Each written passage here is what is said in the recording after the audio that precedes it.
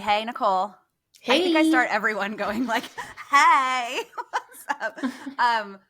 We have a special episode of Supercharged by AI coming up. So this is maybe a little different. There's no Gary snoring, although there might be in the podcast. It could happen, but not right now.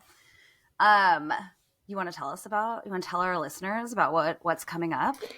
Yes, we have a special podcast mashup crossover with Make It Mindful. And it will be a trifecta of me, Megan, and Seth talking about our AI Portland event that we had last night, understanding this moment in AI and education. We had a fantastic panel and just a great conversation via podcast about the event, but also just education in general and the implications of the robots.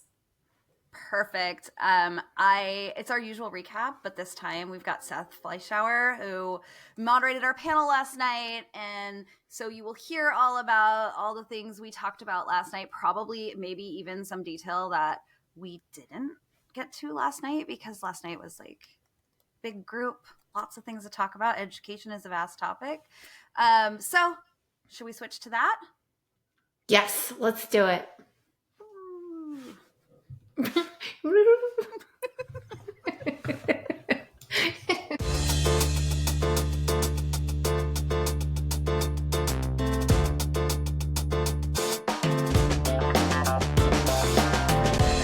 Cha-cha are part of the podcast, and that is just how it goes. Well, I heard the, and I was like, it's probably not a person. I don't imagine there's a loudly snoring person right next to Nicole right now.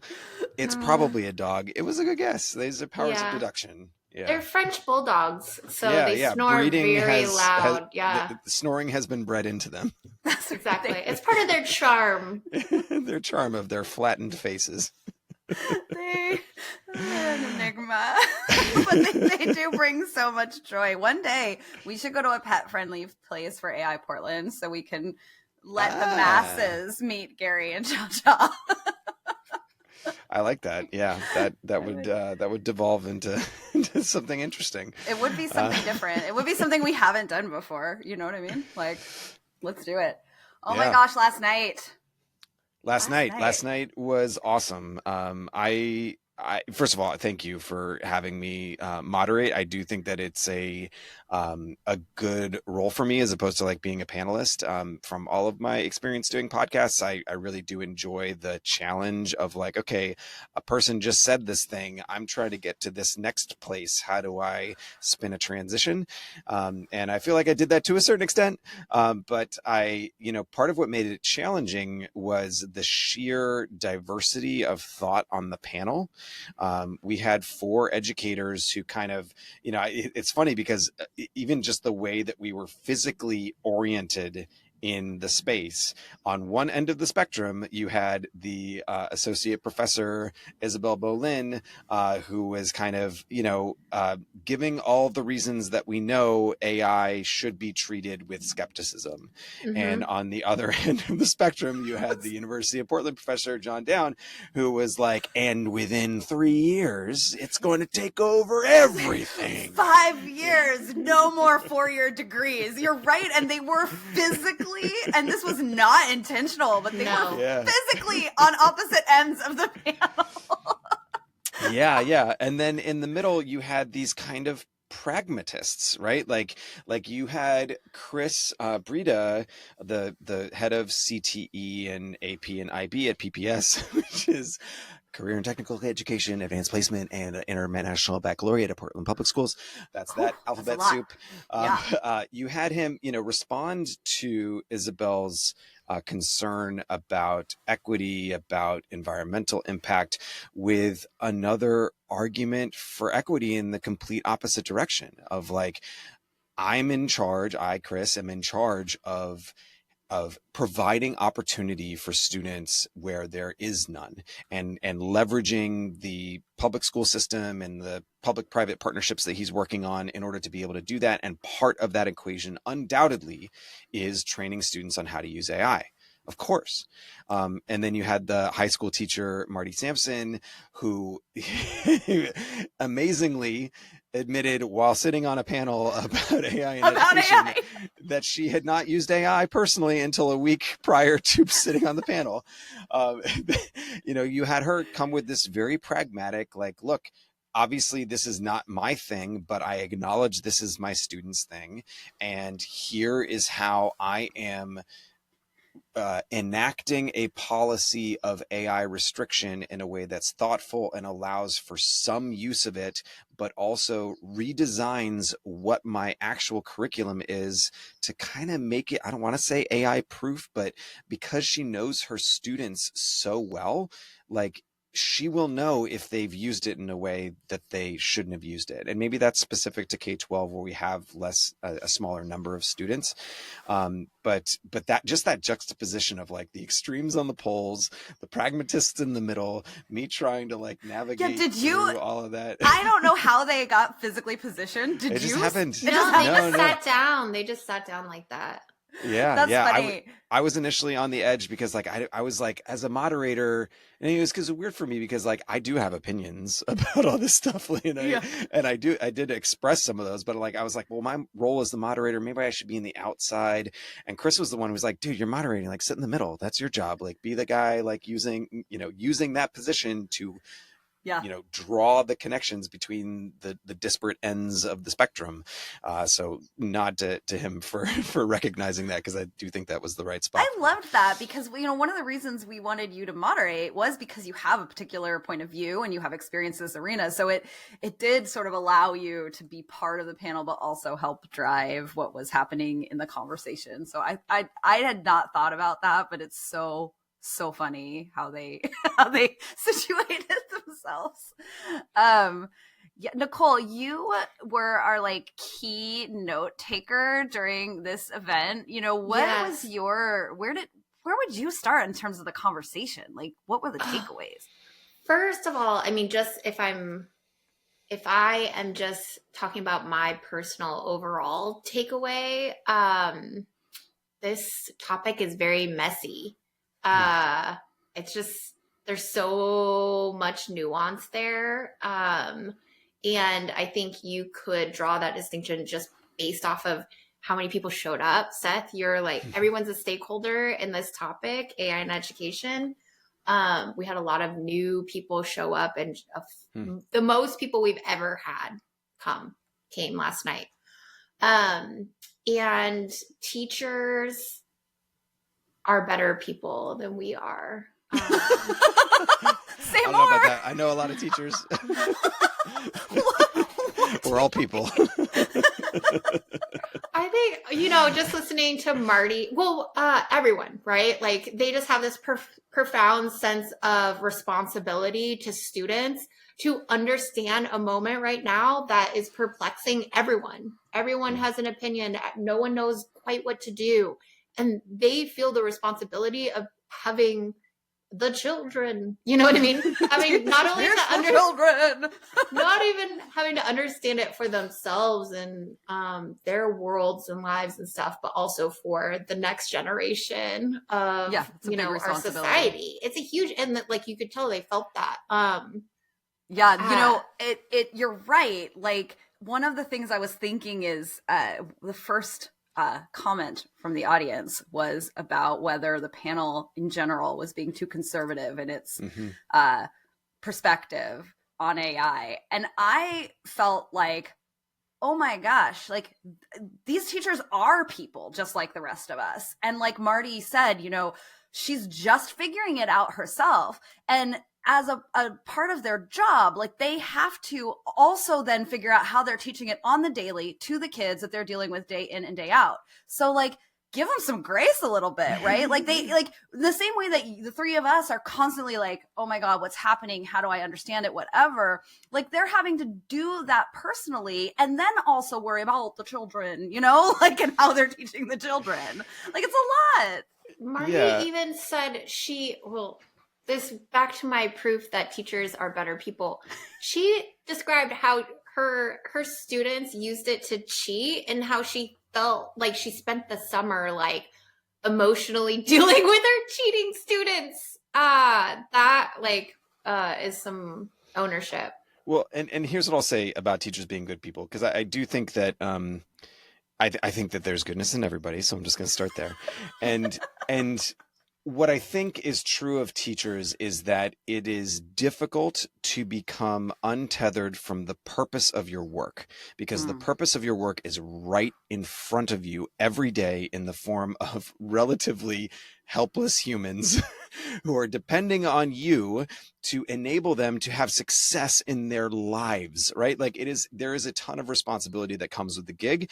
And because of that, like immediate visceral sense of purpose, often maybe we can act in ways that may appear that we are better people than the average person, but I do think that it's just kind of born of the position. Like I never really cared about my work until I became a teacher, and then I was like, oh, it's different now, right? And I think that criticism that we were being too conservative is born of that responsibility, because there's a push and pull, which is one of the themes of the conversation yesterday, between, do we develop the foundational skills that students have always needed, or does it mean something different in this era of AI where maybe they don't need those skills? And the comment from the audience, and I say comment because it wasn't a damn question, it was a comment. There were no questions. There were no questions. But the comment from the audience, he was like, I'm in marketing, and I can use 4 prompts to create a marketing brief that's worth $20,000, right? And I know it's because I have a marketing background, but this is the reality. And I have to call BS on that, because number one, if you can create something with 4 prompts, it's not going to be worth $20,000 for very long, right? So there's one reality. But then the other reality is that he skipped over the and I know have a background in marketing. Yeah, you have a background in marketing. Where did that come from? It didn't come from using AI to have a background in marketing. And maybe there is a path there where AI can create a personalized learning path, which is a topic we did not get to yesterday that I was sad that we didn't get to, is this idea that AI, I mean, because teachers right now, they can, all of a sudden, you don't have to be a programmer anymore to create your own personalized learning software. You can create personalized learning software just using a prompt. It's an incredibly powerful application of the tool. But it goes back to the question, do you have the foundational skills to write that prompt? To write in general, to be able to write a prompt, to discern whether or not the output is good or bad. It's about that discernment. And if you don't have those foundational skills, and this is something that I wanted to jump in at that question, but I was like, I'm the moderator. I can't be the first person to express an opinion after the first question. I did on some of them. But I am someone who has through my work, I have worked with client schools to develop policies around this, and my initial instinct was, this is here, they're using it anyway, let's dive in, let's jump in, let's have them use it. And the more I got into it, the more that responsibility came to the forefront of I think that's a little reckless depending on the circumstances. And the older they are, the more capable they are, because they've developed those capabilities outside of using this tool that will do it for them, the more you can kind of jump into that water. But before that point, there are all of these touch points where you just have to kind of go old school. Yeah, you got to do the work. The third commenter was suggesting perhaps a age for AI utilization, AI use, which I responded yeah, that's cool. We should have that for social media and the use of mobile phones. And I mean, it's the same discussion that applies to those different technologies that we haven't really settled on there either. It's an interesting concept, because I think what you're saying is the thing. Is how do we make sure that students have done the necessary legwork so that they build up the skills to discern and to use these tools properly and to understand, and I don't think we know what that is. How much do you have to know about marketing to be able to discern whether something is good or not? It's what do you need to build that? I think it comes down to discernment and also taste. Right? How to know that, in that example, that a marketing plan is good, right? Like, and we didn't get a chance to talk about that stuff as much. But to me, that's what teachers are having to figure out. Yeah. Yeah, and I think that Marty, the person who's most on the front lines of anybody here, because she's a high school English teacher, that I thought that she had the most creative things to say about how she navigates that, because it really is about documenting the process, right? It's about metacognition. And what's cool about that is that that's good teaching anyway. These are things that we should be doing in academics anyway. And the reason we don't is because it's hard. It's real hard. Yeah. All right. Like it is like, and it takes a long time, and you know, quote unquote, get less done because you're spending half of the assignment thinking about how you did the assignment. But especially in today's world, especially where AI is going to be doing all these things for you, that skill of being able to recognize your own thinking, understand your thinking patterns, that executive functioning, like that's everything.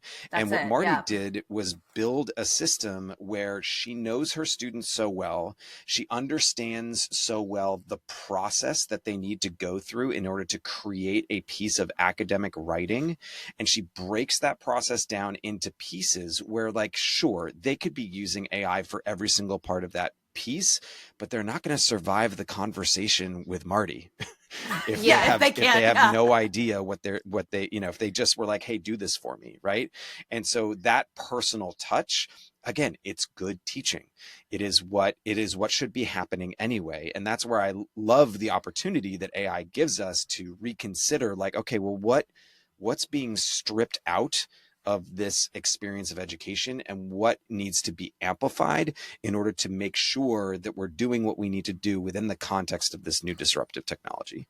Yeah, Megan and I have this statement a lot that AI is just exasperating problems that are already there. We're saying, you know, the way to counterbalance this is just have good education and have good teachers. You know what I mean? It's the answer to like most problems. That is not a problem with AI. AI is not that problem. You know, kids want to use AI to avoid the drudgery of homework and work and stuff like that, because school because of the drudgery, boring. You know? Chris made that point. There's a podcast called Search Engine, and last week's episode was about this. It was about like a student using AI, and then they got more into like the impacts of writing and why we write and how the use of AI impacts that and everything. Like, highly recommend. It really changed the way that I was thinking about things. But we had someone ask on our LinkedIn, you know, do university professors just completely go away in 2 years because of all the advances, right? According to John, yes. According to John, yes. But, you know, my takeaway after giving it some thought, because I was like, okay, Ron, that's a provocative question. But I understand the question. But where I have landed is exactly what Nicole said, is we actually need teachers more than ever. Like, and not for the output of student learning, not for the 5-paragraph essay or whatever, but for the guidance on thinking, critical thinking, and like, how do you get to that output? Because maybe that output isn't the thing. It never has been the thing. And now that's even more obvious. Yeah, I think that, you know, I again, the geometry of the panel yesterday was really interesting, because I do think I'm like kind of in the middle of these two poles. And I do think that I don't think that AI is going to replace everybody within, you know, X number of years. I'm not as bullish on AGI, although I do think that that'll be the big game changer once you can just be like, hey, AI, go do this task for me. I think that's a whole new arena, because right now AI still is just a part of a human process. You cannot take the human out of it for now. Once you can, I think kind of all bets are off, and we'll just be having new conversations. But I'm also not on this other side of where it's like, you know, because of all the dangers of AI, we should be avoiding it, because to a certain extent, that just exists, and there's not much we can do to put the genie back in the bottle. We can have these conversations, and I think that's important. But yeah, so I'm like in between, and part of being in between is recognizing that even in a world of AGI, we're human and we need each other. Right? We need each other bad. Like it's in our DNA. And for something like as important as education, right? Like these are like the most prized possession. I don't call it what I call kids possessions, but like, the most valued things in a parent's life, to just like outsource that to a computer fully. I mean, we can't like planes have been able to fly themselves for like decades, but we can't get over the idea of having just a computer do that. We don't want to trust our lives with it. And I don't think we're ever going to get in education to the point where we're going to trust our children's future with it. We're always going to need people. And it's because learning is relational, right? Like some people it will work great for. Those super motivated students who are like just want to dive in deep with the content, and they don't care anything about what other people think because their brain is so stimulated by the deep reality of like quantum physics, whatever it is. Like for those students, sure, there can be asynchronous solutions that are going to work. For the rest of us, there's going to be some combination, some hybrid of like asynchronous learning, personalized learning driven by AI, which has been around forever, right? But has like a new twist to it nowadays. Obviously, like there's going to be some kind of mix of that with people stuff. There's going to be people stuff always. And as it eliminates other jobs, maybe more people will want to be teachers, which is great because the pipeline is super empty right now. Is it really? I mean, it's a concern. I mean, have you been paying attention to like what the stories coming out of education are? It's not how great everything's going. Everything is going, like it's like, it's about wellness. It's about burnout. It's about learning loss. It's about violence, like these are the stories that people like, and it pays crap. Right. And so you need people who are just like, I want to save the children in order to get them in there at all. Like it used to be like a decent job. And like, there's a lot of people just like fleeing, and the pipeline is like not big enough to replace them. So, even Marty was like, said multiple times last night that she was stoked to retire so that she didn't have to figure this out. That was her 5-year future prediction, retirement. Like, I won't have to worry about this, and that is a thing. Yeah, that was pretty funny. I wonder, like, if we're going to focus, I think, Seth, you mentioned this sort of at the end, focus on teaching our kids different things in school versus like, oh, you need to prepare to take the state test so that we get the funding. You know what I mean? If we're not like as focused with certain foundations, because, maybe the robots are going to do that thinking for us. If we teach them more well-rounded things like how to be a human, financial literacy, like things we just don't spend a lot of time in schools teaching our kids because we have to focus. Yeah, like global learning is what I do. I think unfortunately on mass, these are policy decisions, and so any given teacher might have a little sliver of time that they can bring in their passion content area that is not being addressed by the standards. But as long as students are existing within a system that is supported by a government, that government is probably going to have certain things that they're going to dictate or done. And so it's a question of whether or not we can, the importance of these things can bubble up to the top. And in some ways they are. Financial literacy is something that's gained a lot of momentum. Digital literacy in certain states has gained a lot of momentum, which I love to see. That's a passion area of mine. And so some of these things are happening at the same time. Where the rubber meets the road, it's about reading and math, and it has been for decades. And if you don't have those two things, then what happens is something that seems intuitive, but I think is somewhat counterintuitive, which is that you just focus more on reading and math And then those things just somehow don't get better because all you're doing is reading and math, because now students hate school. And, there's all this data that suggests that like play and like pursuing their own interests and a balance between them, right? Like you don't want to just, some people don't want to just let students go off and dictate whatever they want to learn. There are some foundational things we'd like to teach them. But having that balance of different topics, different ways of learning, different taking care of your body, your spirit, your soul, like that's the kind of stuff that has been like sapped out of education, and then in the context of the pandemic sort of got reintroduced in certain ways. Like there's all this SEL stuff that's being done, which is great, but also maybe they just need to go outside, right? Like it's great that they can talk about their feelings, but like what's the point of being able to identify your anxiety if you could get rid of it by going outside? Yeah. So Chris mentioned that I'm going to misstate this, but my takeaway from what he thought needed to happen was basically the system needed to be completely redone. And his suggestion was like, it has to be someone from the outside, which is very en vogue right now with our government, for example, which I don't want to talk too much about, but it was a surprising take from my perspective. And I'm curious what you two thought when you heard that.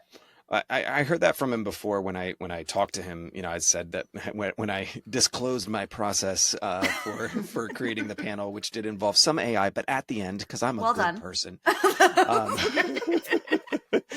But when I talked to Chris, I think that's very common for people in the CTE realm. Right. So when you work in career and technical education, the whole thing is public-private partnerships, and maybe not private. Some of them are public partnerships, but it is partnerships with external entities who can provide those real life opportunities for students to gain some knowledge, skills, exposure to specific careers.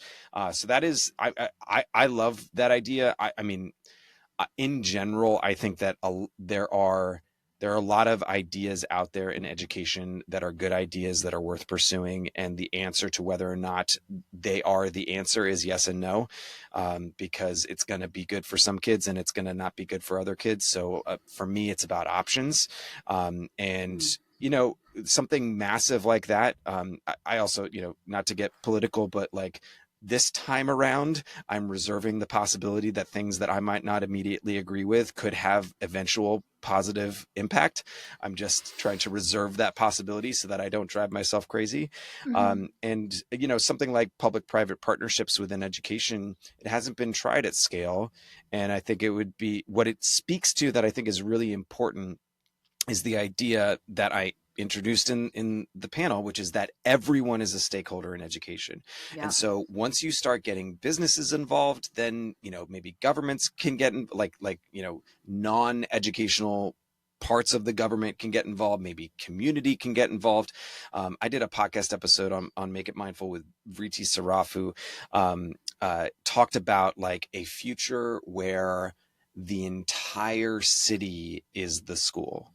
Yeah. Right. Where like blockchain has allowed for decentralized micro credentialing so that the restaurant on the corner can give you a micro credential in pizza making. And there's, AR at the park that's going to teach you about this species of whatever, and so you can imagine a wired future where something like that can exist. But I think options are important, and I think people caring about education, whether they are private businesses or whatever members of our community, I think is important. Nicole, as a parent, what did I have reactions to all that Seth said, and also like what Chris was saying last night. What was your takeaway? Yeah, as a parent, you like you see your kids in school and like they don't love it You know what I mean? And you're like, but you have to go to school so that I can make money and feed capitalism. You know what I mean? And then you think back to your own childhood and your experience at school, and you're like, when was the last time I was inspired at school? And you're like, the 4th grade, you know? I had a great teacher in the 4th grade. I still remember that teacher. So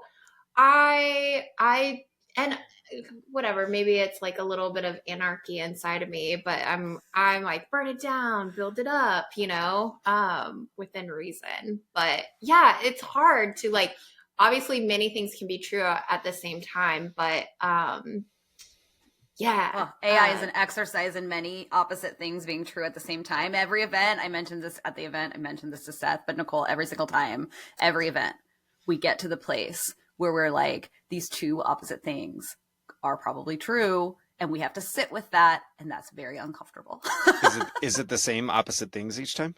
No, I don't think so. So but are they born of similar camps of people? Like, are they the like accelerants and the slow it downs? Yes. And okay, yeah.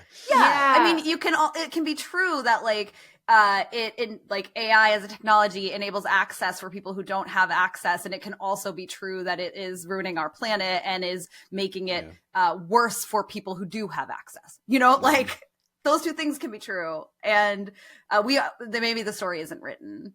I guess my problems with school aren't AI, you know? Well, and that's the other theme that is always present, which is this issue that we're talking about is maybe exacerbated by AI, but is not an AI problem. It is a thing that we've been struggling with for a very long time. And AI has either, because the rate of change or whatever, has put like a finer point on it or a larger light. Can we talk about the access thing a little bit? Because we didn't get a chance to talk too much about it. And I could tell that the audience sort of like, you know, took a big breath and sat up a little bit more when people were talking about how you can use tools to like help neurodivergent students or students who maybe are currently being left behind in the system. Like, am I the only one who felt that? Oh, I mean, I got on a soapbox after that comment. There's a gentleman named Bruce Alter here in the Oregon area who is advising like the federal government on some of this stuff. He's an exceptional dude, and he talks very passionately about the possibility of AI to fill some gaps for disabled students, and it's incredible the stuff that can be done today, let alone the stuff that will be able to be done, within years. You mentioned that push and pull between Chris and Isabel of like the positive impact that it can have on people's lives, but the negative impact that it's having on us collectively, which is part of a larger problem of lots of things collectively being pretty unsustainable. Like what is there to say about it, really? It's just kind of that those things, like, yes, they exist. They both exist. It's good. It's bad. Here we are. What are we doing? Here we are. Welcome to the moment. Yeah. I always felt like part of my like mental health journey has been learning to sit in periods of discomfort. And I feel like everybody's there now. We're like, this is uncomfortable. Yeah. I mean, not to get too much into our mental health journeys, but for me, yeah, it's like, what do I have control over? Right. Like, and how informed do I need to be about all the things that will upset me? Right. Like, yes. Boy, isn't that a because like skill? For the first time in our species, we have information so available. Like I could stay informed about what's happening across the world at all times. And most of that information is not uplifting. And so the question is like, what do I want to do with that information? Am I going to like change my entire being, do everything differently because of the realities of our current what our species thinks is the way to behave in the world. To a certain extent, yes, and I've already done those things. And then the rest of it, like, it's like, make a decision. Are you going to do something about it, or are you going to take care of the things that you have control over? And I don't think that I don't think it's helpful to think that we need to have impact on everything. I think it is important that we understand what we do have impact over and take that very seriously. But that's where I fall there. It's helping. It's honestly, it's all just a tool to make me feel okay about how terrible things are right now. I think it ties into like teachers, like I think Nicole and I often joke about like finding purpose in our jobs and our work. And like you said, like teachers have that purpose. It's in front of you all the time. And so like, it's so urgent and so broad trying to figure out what this means every single day. You don't just get to sit back and have podcasts and talk about it like Nicole and I do. Yeah. It's like so urgent and in front of you. That's my dream though, to just podcast about everything. That'd Sweet. be fun. Guess what? Yeah. Here we are. Your dream is alive. That's right. Right now it is. Yeah. Alive in my wife's closet. I love it. With very, very good audio. What were your takeaways, right? So like, you guys came into this knowing that you wanted to talk about AI in education. When we planned what we were going to do, you really wanted to focus on like, what are the awesome things that we're doing? The conversation definitely kind of bended towards both the future and also like kind of issues people have with education in general. And so I'm wondering, like, I guess one way to frame that question is like, did you get what you wanted out of the conversation? No one asks if we get what we want out of anything. People are like, what else do you have for us, Megan and Nicole? Did you consider doing this? Sit with it. Someone just asked us if we got what we needed. Never stopped to even think about that. You literally caught her off guard. Did you see it? She was just like, what?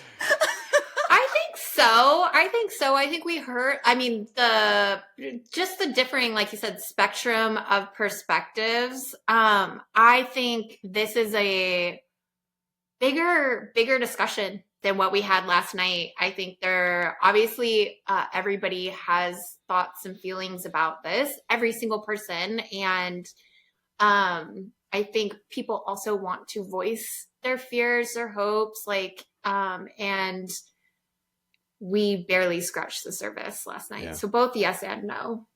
Yeah, I would agree. I mean, Nicole and I were talking this morning about like, wow, there's so much more to talk about. Like, I mean, even the three of us, we've been talking for 35 minutes. I have like 10 other things we could probably dive into that we didn't get a chance to dive into already or last night. And like, maybe we need to have a fall event where it's maybe town hall style or something, because definitely people in the audience wanted to say their comments. I bet there were questions out there that we didn't get I've been describing it to people as their internet comments. Like, it felt like a bunch of like, well, here's my comment about this. And I mean, shout out to the folks who gave us comments. We totally appreciate it. But it is also like, oh crap, that's not a question.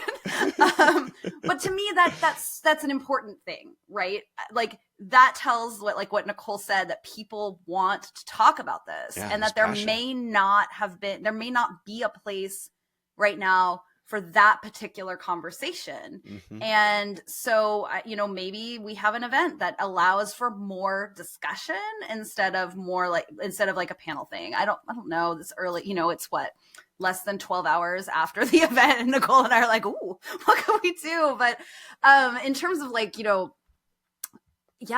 my needs were met. Like, the questions in general, like we definitely had the type of conversation I was hoping to have. We had brought people in who really knew what they were talking about.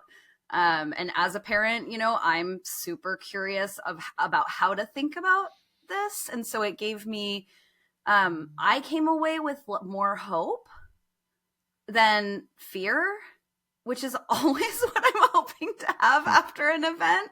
It just like everyone is so capable. The teachers, of course, are so interested in meeting this moment with the kids every day, and not kids, I guess some of them are college students, but yeah, but even like even when they don't understand it themselves, like it seemed like they're like, even Isabel, who's like, I have a painful relationship with this technology, even she teaches a course in AI, you know what I mean, on what this means for you as a creative, as a designer. So it's like, even like in the face of uncertainty, they're still trying to figure it out. Yeah.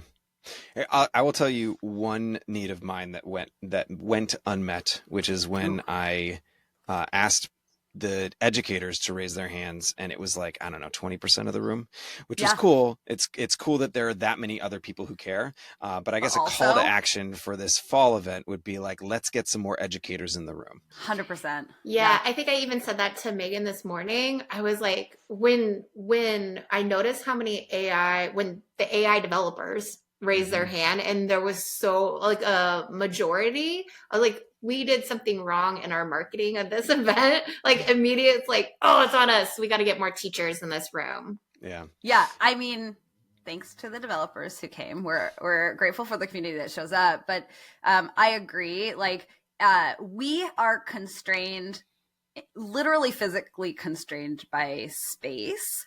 So it like when we hit a certain amount of like the community showing up, you're like, okay, like we can only have 150 people in that space or whatever. So you know, it's like, oh, do you market to teachers more now because we're already going to have such a big crowd? But I definitely want that too. Yeah. Or maybe it's a curated town hall, right? Where we're asking folks, what do you do? And then if you're a parent, a student, an educator, you know, it's but like Seth said, everybody's a stakeholder. So I think it's like very cool that people who are not in education were also like, I want to understand what's happening. I mean, how every 2 years we have to vote on a levy here in my school district, it feels like. And so having people engage with what's happening in the education space is really important. So I like that they showed up, but I also want teachers to have a space to have that conversation, right? I want educators to hear Marty say, oh my God, I had this crisis this summer and like, I had to dig in and here's how I'm doing it. You know, like that to me is like really practical. So I feel like we have to do it all. And there is some of that. Shout out to Chris Giles, who's been on my podcast. He's in the Beaverton School District. He's been organizing his own conferences because Beaverton's not doing it. And just, you know, providing that space for teachers to come together and talk. And a lot of it is just like, okay, what's happening with you? What's happening here? You know, and teachers are really good at that, at like sharing strategies with each other. It's a very collaborative group of people.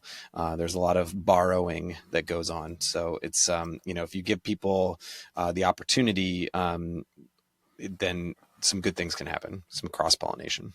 Yeah, and there probably are things happening like at the district level and like in schools. I don't know. I mean, who knows? There's a lot of reticence, right? Like, and moving slowly, which I think isn't necessarily bad. But I mean, you know, Marty said it. There's no policy at her school, right? Like, because the thing about a policy is once you state it, then you have to enforce it. How are you going to enforce it when like everyone's got a smartphone? Oh, now we need a smartphone policy. You know, it's like, well, like I said, I mean, there's still like literally before we were talking about generative AI all summer, it was like, what are schools going to do about smartphones in classrooms, right? Like there's a resurgence of like keeping phones from kids at different levels. You know, like that conversation is still happening. Yeah. That's the world we've lived in for their whole lives.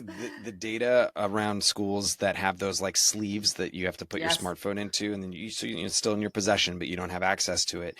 I mean, kids are participating. Kids are talking to each other at lunchtime. I think it was another search engine podcast where they talked about that last year. Shout out to search engine, one of my faves. But they like students were happy too. Yeah, maybe instead of AI for kids, it should be like kids don't get phones. At